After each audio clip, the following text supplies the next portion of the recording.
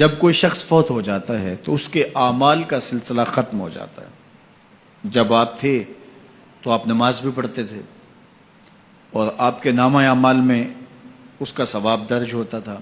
اب آپ چلے گئے دنیا سے تو نمازوں کا سلسلہ ختم ہو گیا۔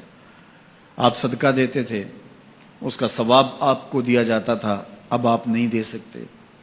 آپ تسبیحات کرتے تھے، آپ کسی کی مدد کرتے تھے، آپ لوگوں کو راستہ دکھاتے تھے، راستے میں پڑی ہوئی چیز اٹھا لیتے تھے، کسی پیاسے کو پانی پلا دیتے تھے، کسی بھوکے کو کھانا کھلا دیتے تھے، کسی برہنہ وجود کو لباس دے دیتے تھے، کسی کا بیٹھ کے دکھ سن لیتے تھے، کسی کی مشکل میں کام آ جاتے تھے۔ آپ حج کرتے تھے، آپ عمرے کرتے تھے، آپ قرآن مجید کی تلاوت کرتے تھے، یہ کتنے اعمال خیر تھے جو آپ بجا لاتے تھے۔ لیکن جب موت آئی تو یہ سب کچھ ختم ہو گیا، الا من ثلاثہ، لیکن 3 اعمال کا ثواب ہے جو اس کے نامہ اعمال میں درج ہوتا رہتا ہے۔ وہ کون سی 3 چیزیں ہیں سنیے، اور یہ اعمال اپنی زندگی میں کمائیں تاکہ نامہ اعمال کبھی بھی جو ہے وہ بند نہ ہو اور یہ چیزیں درج ہوتی رہیں۔ سب سے پہلی چیز صدقہ جاریہ، ایسا صدقہ کہ جو جاری رہے۔ آپ نے مسجد تعمیر کروا دی، جب تک وہ مسجد موجود رہے گی اور لوگ اس مسجد کے اندر نماز پڑھتے رہیں گے، ان کی پیشانیاں سجدہ ریز ہوتی رہیں گی، تو نماز پڑھنے والوں کو تو ثواب ملتا ہی رہے گا، جنہوں نے مسجد تعمیر کروائی ان کے نامہ اعمال کے اندر بھی ثواب درج ہوتا رہے گا۔ صدقہ جاری، مدرسہ تعمیر کروا دیا، آپ نے کوئی ہاسپٹل بنوا دیا، آپ نے انسانی ضرورت کے لیے پانی کا کنواں کھدوا دیا، اور کوئی اور ایسی چیز کہ جو آپ کے بعد بھی جس کا فیض لوگوں تک پہنچتا رہے، وہ فیض رساں چیز جب تک موجود رہے گی اور اس کا فیض لوگوں تک پہنچتا رہے گا تو نامہ اعمال میں ثواب درج ہوتا رہے گا۔ دوسری بات، او علم ینتفع بہ، یا علم جس سے لوگوں کو نفع پہنچتا ہے۔ یہ ایک ایسا کھاتا ہے جو کبھی بھی بند نہیں ہوتا۔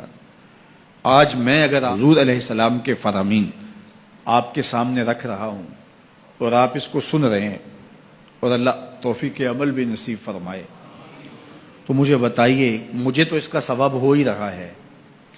اب جس استاد نے مجھے پڑھایا ہے اور یہ سکھایا ہے، یہ جتنے لوگ سن رہے ہیں سب کا ثواب میرے استاد کے نامہ اعمال میں درج ہو رہا ہے، اور میرے جیسے اور بھی شاگرد ان استادوں کے جو اگر یہ کام کر رہے ہیں تو ان کا ثواب بھی استاد کے کھاتے میں درج۔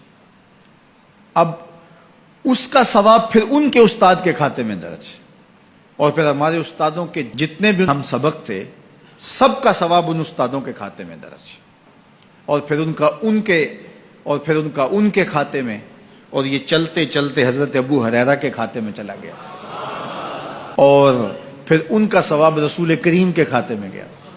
اللہ اکبر۔ تو بات کر رہا تھا کہ اس طرح کھاتے بڑھتے چلے جاتے ہیں اور نامہ اعمال میں ثواب درج ہوتا چلا جاتا ہے۔ او علم ینتفع بہ، ایسا علم جو نفع دیتا ہے۔ او ولد صالح یدعو لہ، تیسری بات، صالح اولاد جو ماں باپ کے لیے دعا کرے، اور ماں باپ کے لیے جب دعاؤں کا سلسلہ اولاد کی جانب سے جاری رہتا ہے تو وہ صدقہ جاریہ ہوتا ہے۔ صالح اولاد ماں باپ کے لیے کبھی بھی دعا ترک نہیں کرتی۔ اولاد صالح تبھی ہوگی کہ وہ 5 گانہ نمازی ہوگی، اور 5 گانہ نمازی اولاد اہتمام سے دعا نہیں بھی کر پائے گی تو دن میں کتنی مرتبہ کہے گی، ربنا اغفر لی ولوالدی، اے اللہ مجھے بھی بخش دے، میرے ماں باپ کو بھی۔